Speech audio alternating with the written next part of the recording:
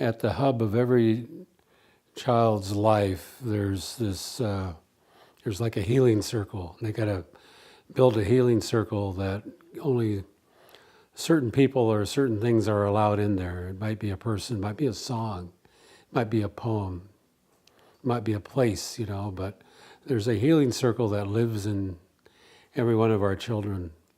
And for a lot of our children, it's animals as natural therapy. We're still battling the home life, the trauma, whatever. But does it make a difference? Does it create a happiness? Does it create a content where we can connect with the child? Yes. And that's the start of work with the child. You know, that's the start of mental health. It's a process. It's slow. And it's one facet to the larger picture of trying to help some very, very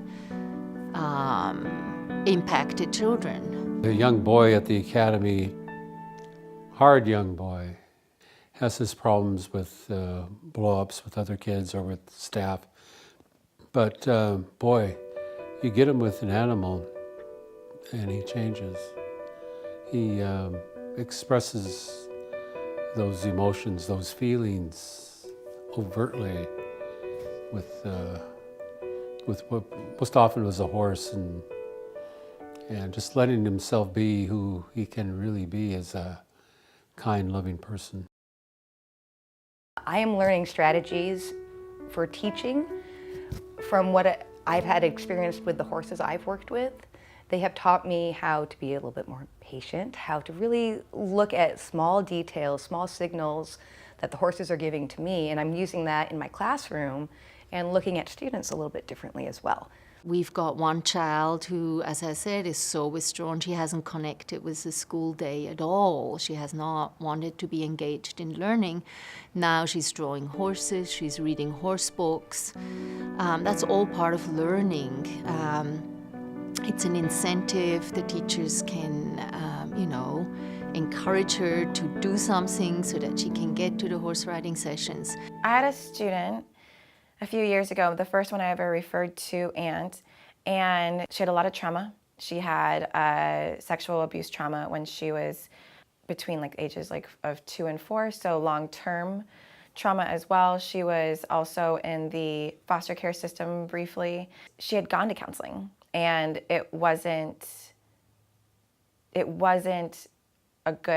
great fit, or at least it wasn't the fit that she that was going to help her turn things around. And so I had referred her to Animals as Natural Therapy. We got this girl who was so challenging, multiple meltdowns a day, running away from teachers, screaming in the hallways. And then at the end of that school year, she was well integrated in her classroom. She was keeping those friendships. She was finding ways to calm herself down and to manage herself. And she talked so highly about the farm that we knew that had to, you know, with all these systems in place, but definitely that farm system was such an integral part of her growth, so, yeah. Losing grant money is extremely sad for me to hear, because the people that I bring out, the families that I bring out, have no money. There's no way they could ever connect with a program like this. It's families that just can't afford to pay $75 a session.